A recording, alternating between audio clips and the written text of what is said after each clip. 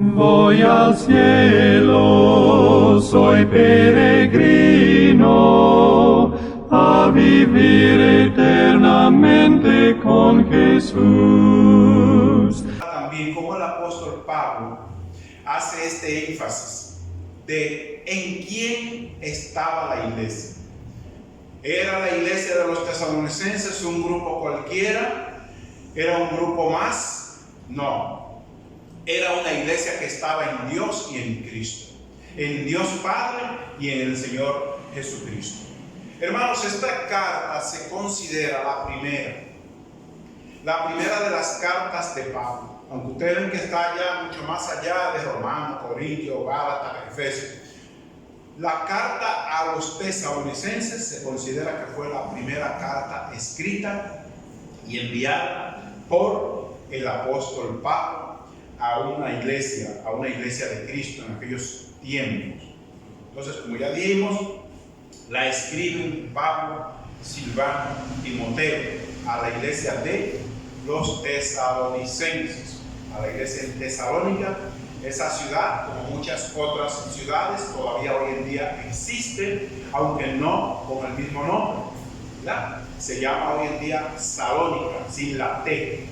Está en Grecia, como claro está, se llama Salónica. La iglesia de Salónica, la iglesia de los tesalonicenses, a quien Pablo define como que estaba, vivía, se mantenía, perseveraba en Dios el Padre y en Cristo el Hijo, nuestro Salvador. Bueno, pues como siempre Pablo acostumbraba en su saludo, les desea gracia y paz. Si ustedes ahí al final del versículo, Pablo les desea gracia y paz a ellos, de Dios y de Cristo. Y eso ustedes ven, como Pablo enfatiza siempre, poniendo siempre al Padre y al Hijo juntos. Gracia y paz de Dios y de Cristo. Bien, hermanos, podemos decir acá que la preocupación de Pablo siempre que escribía tenía en mente una preocupación, tenía en mente un problema. Recuerden, por ejemplo, la carta a los Corintios, ¿qué le dice Pablo? Bueno, en cuanto a las cosas que me escribieron, ¿verdad? Y ahí el apóstol Pablo comienza a desarrollar una serie de temas como lo corresponde a una carta como la de los Corintios y a una iglesia como la de los Corintios, que tenía todos los problemas del mundo, ¿verdad? Un día vamos a enfrentarnos a esa carta en un estudio como el que llevamos con Juan. Entonces, ¿qué problemas se enfrentaban los tesalonicenses para que el apóstol Pablo se dignara en escribirles esa carta? Bueno, leyendo la primera carta a los tesalonicenses, podemos ver que para Pablo, había algunos problemas, ¿verdad?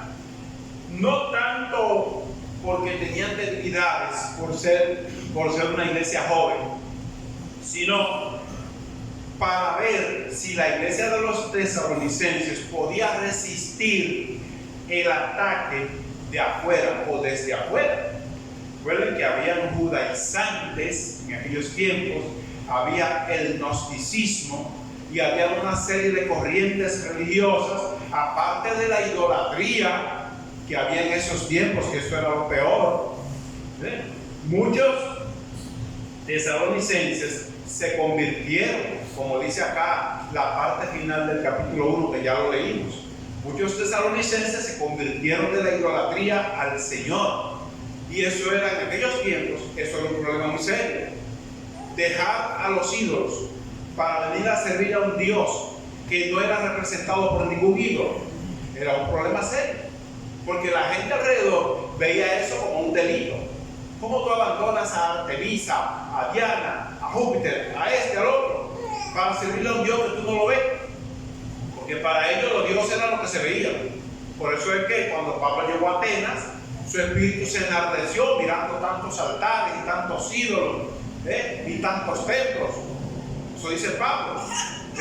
En todo observo que ustedes son muy religiosos porque tienen un Dios para cada cosa, hasta para la respiración, por decirlo de un modo. Entonces, por eso Pablo, de tantos altares que tenían, Pablo dio un altar de un Dios desconocido, porque tenían tantos que por si acaso habían erigido un altar a un Dios desconocido, por si se le había escapado alguno. Bueno, pues los tesalonicenses no eran diferentes, vivían en un país, en aquel entonces en Macedonia, hoy en día en Grecia. Esos lugares eran terriblemente religiosos, terriblemente idólatras, y Pablo tenía miedo de que algunos tesalonicenses volvieran atrás por los ataques de sus antiguos compañeros. Pero, ¿qué vemos acá? En el mundo, cuando una persona se convierte a Cristo, para hacer una analogía y una aplicación de eso a nosotros, cuando una persona se convierte a Cristo, ¿qué pasa? Quizás hoy en día no hay esa gran persecución religiosa, idolátrica, pero sí la hay. ¿En qué sentido? En que cuando una gente se convierte a Cristo, otros lo interrogan, otros lo ponen en tela de juicio, otros dicen, no, esa iglesia no. Esa iglesia no. Ven para esta, que aquí hay mucho movimiento, aquí hay mucha salsa, aquí hay mucho picante, aquí se alaba a Dios como es. A mí me lo han dicho. Ustedes cantan muertos. A mí me lo han dicho, hermano, no sé ustedes. Ustedes no alaban a Dios como debe ser. Aquí sí, aquí se brinca y se salta. Como si la alabanza a Dios fuera a brincar y saltar. Como si adorar a Dios consistiera en placeres de la carne.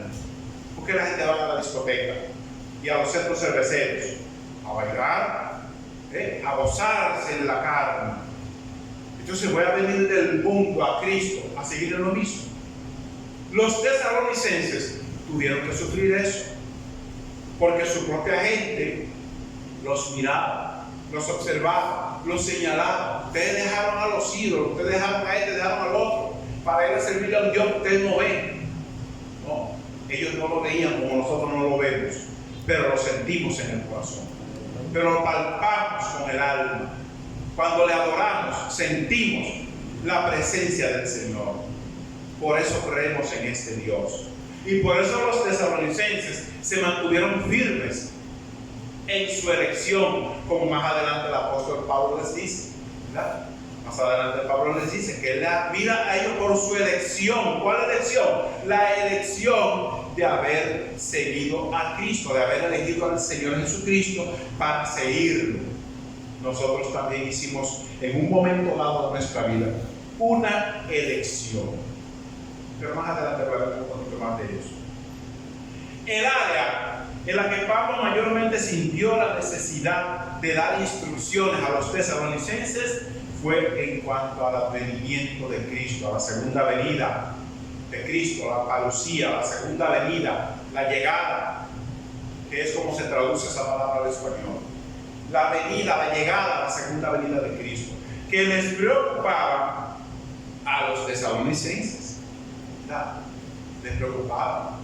¿A cuántos cristianos hoy en día, a cuánta gente hoy en día no les preocupa la venida de Cristo?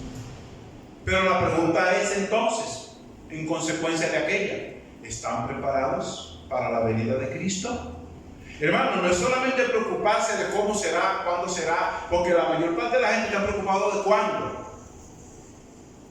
Y eso precisamente es lo que la Biblia nos dice, de cuándo.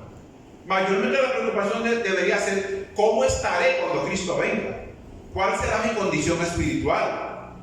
Esa debería ser la preocupación, no de cuándo, ni de cómo. Porque sea como sea, Él vendrá. Como dicen muchos cantos, Él volverá por segunda vez sin relación con el pecado, para salvar a los que le esperan. Entonces, hermano, ¿por qué preocuparse de cuándo, de cómo? No, preocúpate de tu alma, de cómo estarás tú, de cuál será tu condición espiritual cuando Cristo venga. Pablo tuvo que enfrentar esa preocupación de los tesalonicenses. Ellos habían fallado en apreciar debidamente el significado de la enseñanza de Pablo sobre la segunda venida de Cristo y sobre la resurrección de los muertos. Por eso tenemos ahí el capítulo 4, 13 en adelante. Cuando Pablo le dice a ellos, no queremos que ignoren acerca de los que duermen, o sea, de los que ya murieron. Porque tal vez muchos tesalonicenses pensaban, bueno, que el que se murió ya no tiene ninguna esperanza. Pensaban ellos en su ignorancia, al ser neófitos. Pero ahora nosotros sabemos que no es así. Que el que se fue con Cristo, el que se fue firme en este evangelio, tiene su salvación asegurada, hermano. Esa es la esperanza nuestra, hermano. Esa es nuestra esperanza, nuestra seguridad.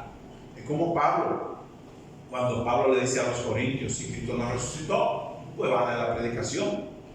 Pero sabemos que así como Cristo resucitó, dice el apóstol Juan 3:2, seremos semejantes a Él, porque le veremos tal y como Él es. Entonces hay una esperanza. Entonces no debemos tener preocupaciones como los hermanos de Tesalónica en aquel tiempo. Claro, había mucha ignorancia, no había suficiente material, ese libro no existía, habían algunos evangelios escritos, el Antiguo Testamento estaba ahí, pero el Antiguo Testamento no hablaba de esperanza de vida eterna, ni lo habla. Entonces había razones para tener como ciertas dudas. Pablo levantó la iglesia de los tesalonicenses, pero Pablo no tuvo mucho tiempo allí para instruir a los hermanos de Tesalónica en todas las cosas, como todo el tiempo que duró Pablo con los corintios, ¿verdad? Entonces había razones para tener esas dudas y esas inquietudes.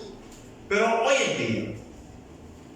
hoy en día hay razones para ese tipo de inquietudes en nosotros. No las hay, porque la palabra está escrita.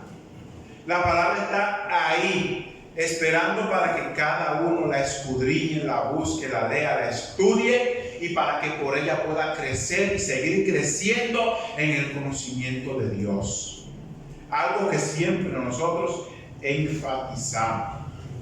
Por eso Pablo les enfatiza a él, como dice el versículo 1 acá. Ellos estaban en Dios, o sea, perseveraban en Dios y en Cristo. Perseveraban, se mantenían firmes en la esperanza. Aunque tuvieran inquietudes, pero estaban ahí. Estaban dentro, no estaban fuera, hermano. Que en esto consiste el error de muchos cristianos, que en lugar de quedarse dentro cuando vienen las dudas, cuando vienen las inquietudes, entonces se van. Como si el mundo fuera a resolverle sus dudas e inquietudes en torno a lo espiritual. Totalmente contrario. El único que puede ayudar al ser humano a encontrar la seguridad de su vida eterna es el Señor Jesucristo. No hay otro. Solamente en Dios, solamente en el Padre. Por eso, y repito de nuevo, Pablo les digo a él que ellos estaban en Dios y en el Señor Jesucristo. Pero podemos ver otro significado de esa frase, de esa expresión. Ellos estaban en una estrecha relación con Jesús y que su conducta, hermanos, está determinada por Él, por Cristo, como su Señor crucificado y resucitado en gloria de entre los muertos. Por eso es que por eso es que la Biblia dice que Cristo es el primogénito de entre los muertos. ¿Por qué? No solamente porque Él fue el primero en resucitar, porque antes que Jesús resucitara, ya habían resucitado otros. Lázaro resucitó antes que Cristo, ¿verdad? El hijo de la viuda y otros más de los que resucitaron ahí cuando Cristo caminaba en la tierra. ¿Dónde están esos que resucitaron? Volvieron a morir. ¿Dónde está Cristo? Está sentado a la diestra del Padre, a la diestra de la majestad en las alturas. Por eso es que la palabra dice que Él es el primogénito de los muertos, porque Él resucitó y volvió a vivir y está vivo y está a la diestra del Padre, y nosotros le adoramos por eso. Él está ahí Y nosotros, hermanos, conocemos esta enseñanza y conocemos esta palabra y conocemos de ese hecho porque tenemos fe en la palabra viva y bendita que permanece para siempre. Y esa palabra nos enseña eso, que Cristo está a la diestra de Dios, está vivo, y por eso le creemos, hermanos. Entonces, por eso Él es el primogénito de los muertos. Por eso Él lo es, hermano. Y nosotros, esa es la base de nuestra fe, esa es la base de nuestra esperanza, que Él está ahí y nos está mirando y está entre nosotros espiritualmente hablando. Esa es, hermanos, la base y el fundamento de nuestra fe. Y ese fue el fundamento de los tesalonicenses. Por eso Pablo les dijo: ustedes están en Dios y están en Cristo. Y a la iglesia en Villa Pereira le decimos lo mismo: ustedes están en Dios y están en Cristo, porque permanecen, porque perseveran.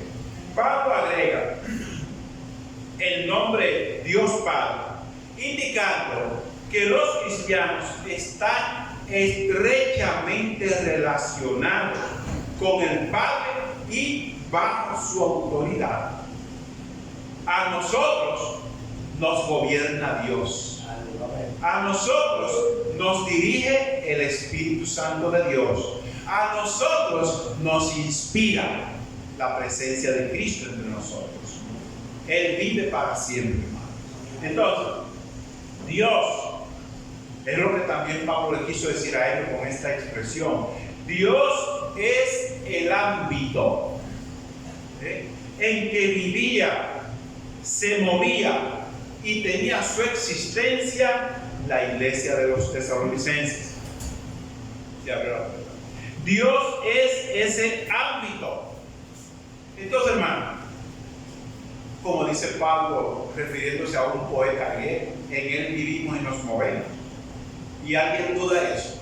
Nosotros vivimos en Dios, nos movemos en Dios, andamos en Dios, le cantamos a Dios, le oramos a Dios, predicamos a Dios. ¿Cuántas cosas hacemos para Dios? Y es un mandamiento que dice el apóstol Pablo en Colosenses 3:17: todo lo que hagan de palabra o de hecho, háganlo todo en el nombre de Jesús, para gloria de Dios Padre. En Él vivimos y nos movemos. Los tesalonicenses vivían en Él y se movían en ese ámbito que se llama Dios, nuestro Padre, y Cristo, su Hijo Jesús. ¿Cuál es el primer objetivo, hermanos, que encontramos acá de Pablo, Silvano y Timoteo para con los hermanos de Tesalónica?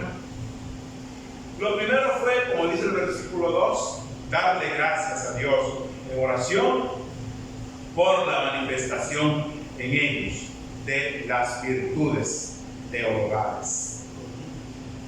Versículo 2, hermanita, ya. Eso se apaga o no apaga. Darle gracias a Dios en oración por la manifestación en ellos de las llamadas virtudes teologales. Dirán ustedes, ¿qué es eso? Ahí está en el versículo 2 y 3. Si no la ven, yo se la voy a contar.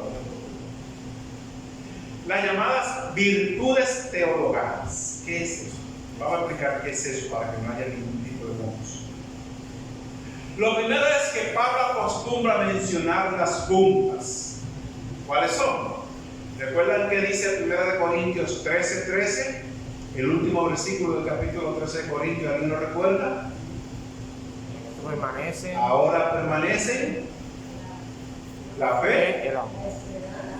El amor. la esperanza y el amor. Esas son, hermanos, las virtudes, las que se han dado en llamar virtudes teologales. 3. Pablo siempre la menciona junta, como allá en Corintio, la menciona también aquí y la menciona en otros lugares, hermanos, como Colosenses 1, 4 y 5. La fe, la esperanza y el amor.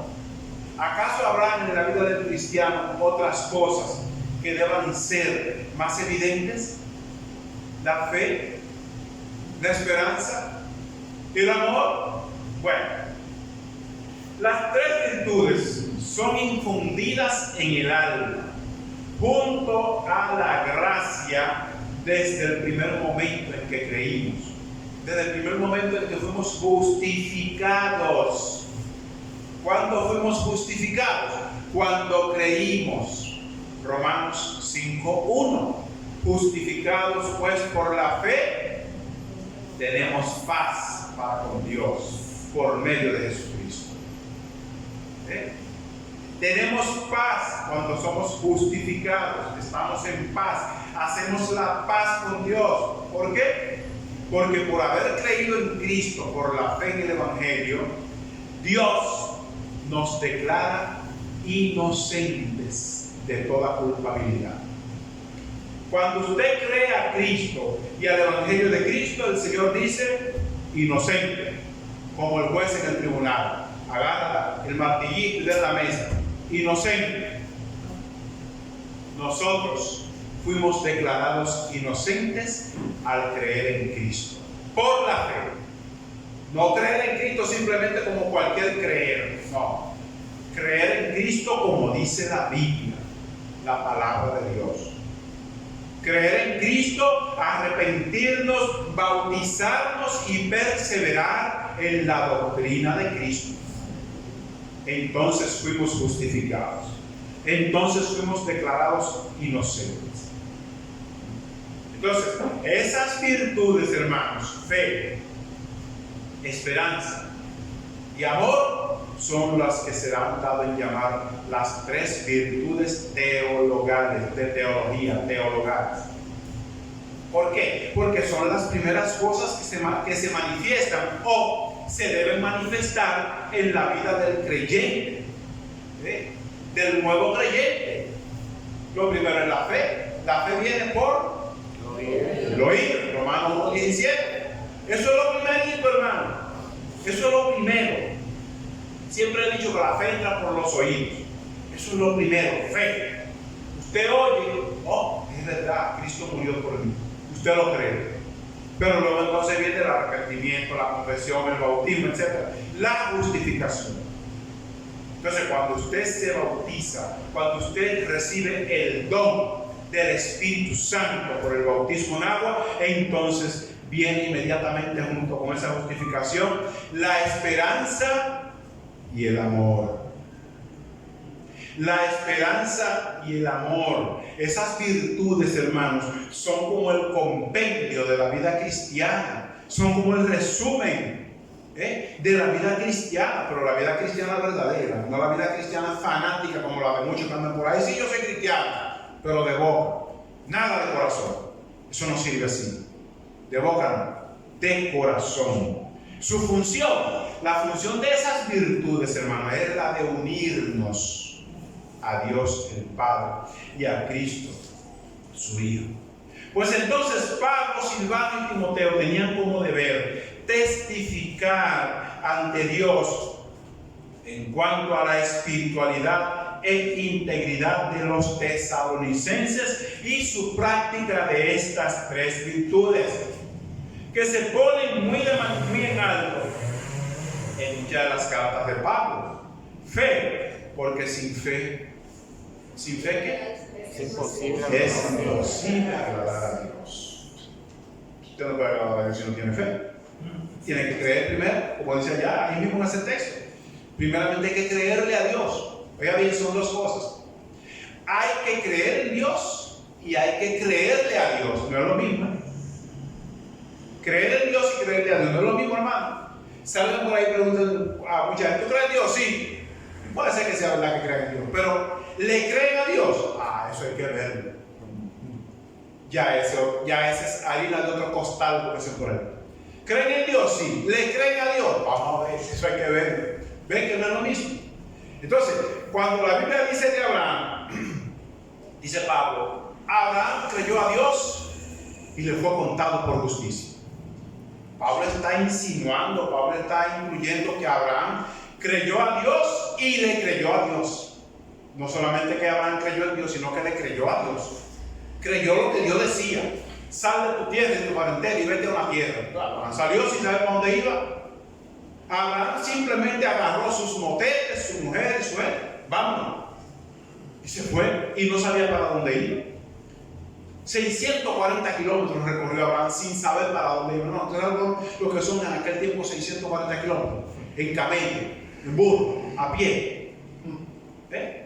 Y Abraham salió sin saber para dónde iba. Entonces Abraham le creyó a Dios. Él no solamente creyó en Dios, sino que le creyó a Dios. Entonces ahí es donde está, hermano, la primera de las virtudes. Fe. Creerle a Dios.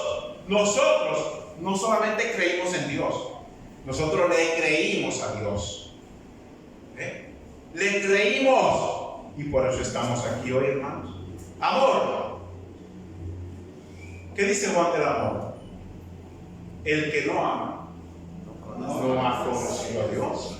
¿Por qué? Porque Dios es amor. Porque Dios es amor. Óigame, ¿usted quiere una respuesta más evidente de esta? De por qué el amor es la segunda de las virtudes teologales. ¿Por qué? Porque el que no ama no ha conocido a Dios. Y yo sé que a Manolo le gusta mucho ese texto, que lo menciona mucho. El que no ama no ha conocido a Dios, porque Dios es amor. Eso está clarísimo, hermanos.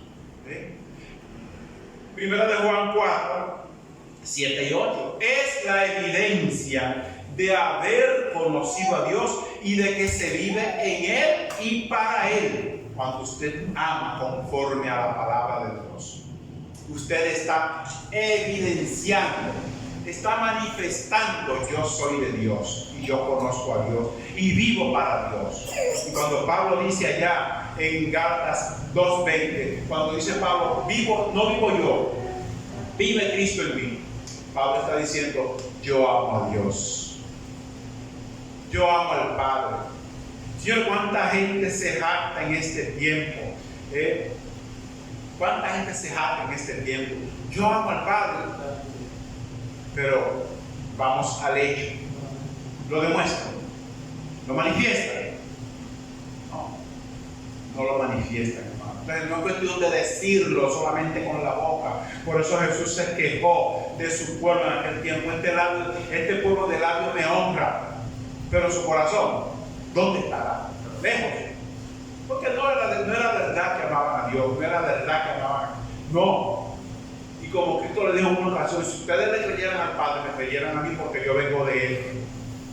Y se lo demostró con lógica de que ellos no creían en Dios, que lo de ellos era puro fanatismo y nada más. Entonces, hermano, la esperanza. Nos gozamos en la esperanza de la vida eterna. Tito, capítulo 3, versículo 7. Eso dice allá el apóstol Pablo a Tito. Nos gozamos en la esperanza de la vida eterna. Ahí está al final. Conforme a la esperanza de la vida eterna. Nosotros, hermanos, nos gozamos en esa esperanza. Tenemos y mantenemos esa esperanza. ¿Qué pasa cuando una persona pierde la esperanza? Se va. ¿Por qué se descarría una persona? Porque perdió la fe, perdió la esperanza, perdió el amor. ¿Qué le queda? Irse al mundo, volver otra vez al vómito, volver al lodo del mundo. Eso es lo que le queda. Por eso es, hermanos, que la palabra nos exhorta a nosotros a que nos mantengamos fieles y firmes en esta gracia hasta el final. Porque el que persevere hasta el fin es el que va a ser salvo. Es el que persevere, el que se mantenga, el que permanezca ahí firme. Usted se fue, lo lamentamos. Dios quiere que estemos firmes y que aquellos que por alguna razón han salido, Dios quiere que vuelvan. Dios quiere que regresen, porque el buen pastor anda buscando la oveja perdida. Todo el tiempo lo anda buscando. El buen pastor no quiere que su oveja se pierda y anda por ahí por los montes y por los collados y por las montañas y por los bosques buscando su ovejita, porque Él murió por ella y le entregó su amor y le entregó su virtud. Pero esa ovejita aún no ha buscado la forma de encontrarse con los brazos del Señor que le anda buscando. Dios quiere que esa oveja vuelva. para que también vuelva a tener la esperanza de la vida eterna, para que vuelva a tener fe, para que vuelva a tener amor, para que vuelva a tener esperanza. Eso quiere Dios, hermanos. En otro punto, ya para finalizar con este punto. En el versículo 4 de Primera Tesalonicenses, versículo 4, dice el apóstol Pablo, ahí está: conocemos, hermanos amados de Dios, vuestra elección. Hermano, ¿verdad que cuando a veces uno lee la Biblia, no le pone atención a todo detalle? Claro, hay detalles que no son importantes.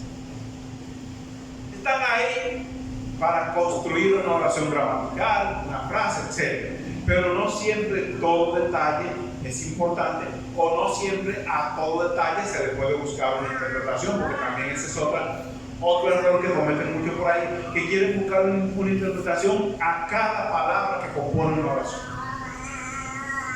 Yo quiero que ustedes sepan, por ejemplo, esas palabras, para ponerles un ejemplo, voy a mover aquí ahora, para ponerles un ejemplo. Ok, ahora miren eso. No está aquí. Pues no sabe que eso está, pero lo voy a poner en el ejemplo de la Biblia inglesa. Ustedes ven esos números que tiene ahí. En la Reina Valera está, yo pensé que la tenía aquí, no la tengo. Ustedes ven esos números que están al lado de la palabra en inglés. Esa es la versión de Rey Santiago. Si ven la Tesalonicenses 1:4, los ingleses saben qué significa knowing, conociendo. Luego al lado tiene G, 1492. Esa es, hermano, miren ahí. Eso es la explicación de esa palabra, desde el original griego al inglés en este caso, o al español, que es el utilizado. Cada número de eso es una explicación de cada palabra. ¿Ven? Ahí lo ven. ¿Qué quiero decir con esto? Ahí ven la palabra que conocemos, agapao. La letra está chiquitica, pero yo lo veo. Agapao, entonces, ¿qué quiero decir con esto, hermano? Vamos a buscar primeramente acá. Que cada palabra tiene su traducción, eso es cierto. Cada palabra esa viene de una palabra griega o hebrea, según sea la traducción. Pero nosotros, ya para nuestra edificación espiritual, debemos buscar las palabras que tienen o que le dan sentido a esa oración o a esa expresión. Conocemos.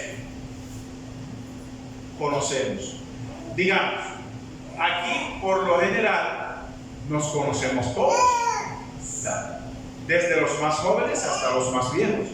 Aquí nos conocemos todos. Nos conocemos. Aquí conocemos por lo general cómo piensa este, cómo piensa el otro. ¿Por qué? Porque nos manifestamos. Por eso es necesario congregarse para conocer al hermano, para conocer a la hermana. Es por eso, hermano, para que haya familiaridad, para que haya comunión. Si un hermano no se congrega, ¿cómo lo conocemos? Yendo a su casa. Oigan, es un problema. Si un hermano no viene a la iglesia, no viene al estudio el martes, no viene el domingo, o como pasaba antes, que se iban a la hora del estudio, ¿cómo lo conocemos? ¿Cómo yo sé tu manera de pensar si yo no te oigo expresando? Porque yo conozco aquí cómo piensa cada cual. He pasado horas conversando con Carlos, he conversado con otros, y yo sé cómo piensa cada cual. Pero si el hermano usted ni lo ve en su casa ni lo ve en la iglesia, ¿cómo lo conoce? Entonces, aquí le voy a demostrar, o le demuestro con eso, que es necesario que nos compenetremos más, hermano. Es necesario que nos compenetremos más unos a otros, porque somos una familia. Somos la familia de Dios en Cristo Jesús. Somos hermanos de Cristo. Él es nuestro hermano mayor, es nuestro Rey y Salvador. Y nuestro Padre está en el cielo. Nuestro guiador es el Espíritu Santo. Somos una familia, hermanos. Conocemos entonces, hermanos amados, de Dios, de su elección. O sea, lo que cada uno eligió aquí. ¿Por qué estamos aquí? Porque elegimos seguir a Cristo.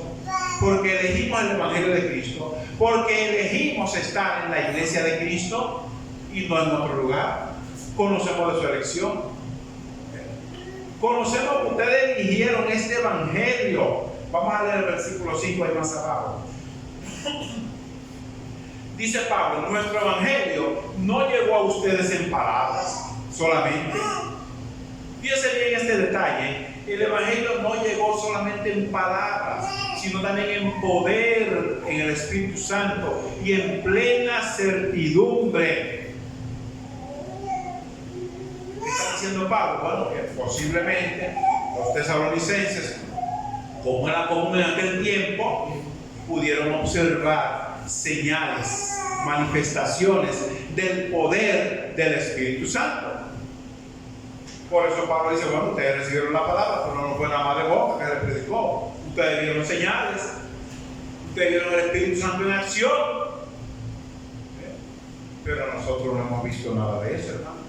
Y creemos, y como siempre he mencionado, he referido a ese texto de Cristo allá a los judíos, bienaventurados los que no vieron y creyeron. Yo no he visto nada. Hermano, fuera de esta palabra, yo no he visto nada. ¿Alguno de ustedes ha visto algo? Algo milagroso, algo maravilloso. Todo lo milagroso, todo lo maravilloso, todo lo sublime, lo he visto aquí en esta palabra. Fuera de ello no he visto nada. Ni quiero verlo, porque yo sé que cualquier cosa que vea fuera de esta Biblia no viene de Dios. No viene de Dios. ¿Por qué? Porque ya todo eso termina. Ahora tenemos la palabra escrita, la palabra santa, la palabra divina, que vive y permanece para siempre. Esa palabra nos da testimonio de todo lo que es Dios, hermano. De todo lo que ha hecho Dios con nosotros, hermano. Entonces, los tesalonicenses, dice Pablo, recibieron la palabra, pero también recibieron esa palabra con poder y en plena certidumbre, como dice ahí, hermano. Con poder y en plena certidumbre. Entonces, la única razón por la que los tesalonicenses hacían lo que hacían era que se trataba de un pueblo elegido de Dios. ¿Por qué estamos aquí? Porque fuimos elegidos de Dios. ¿Por qué creemos en este evangelio, en esta doctrina? ¿Por qué estamos en un lugar en donde no brincamos ni saltamos? En donde no hay una tambora, ni un pandero, ni una guitarra. ¿Por qué estamos aquí? Porque creemos que somos elegidos de Dios. Creemos que esta es la verdad. Creemos que esta es la iglesia de Cristo. Creemos que esta es la iglesia del Señor. ¿Verdad? Por eso estamos en este lugar. Y por eso, hermanos, confiamos en que el Señor también está con nosotros y entre nosotros. La elección de Dios es algo que se puede ver. La podían ver los tesalonicenses y la podemos ver nosotros, hermanos. La elección de Dios es evidente en el comportamiento cristiano, en el comportamiento de la iglesia. Ahí es evidente la elección de Dios. Si podemos ver la elección de Dios, es de esa forma. Cómo la iglesia se mueve, cómo la iglesia camina, cómo se comporta la iglesia, qué hace la iglesia para alabar a Dios, para glorificar al Padre. La elección divina es una doctrina que se debe ilustrar en la vida de cada creyente. Tú fuiste elegido por Dios, tú tienes el deber de manifestar eso. Recuerda, muchos son los llamados y pocos los elegidos. Recuerden eso. Que si somos elegidos de Dios, entonces es un privilegio que Dios nos ha dado a nosotros. Amén. La mayor causa por la acción de gracias del apóstol Pablo es la confianza de que todo aquel, entiéndase todos, todo cristiano, todo aquel que lea esta carta haya sido elegido y llamado de Dios. Yo tengo la seguridad de que fui llamado por Dios. Tengo la seguridad de que el Señor me llamó y me eligió. Hermano, ustedes tienen que tener esa seguridad también. Tienen que tener esa seguridad de que ustedes fueron llamados y elegidos por Dios. Y lo repito, dice el Señor, muchos son los llamados y pocos los escogidos.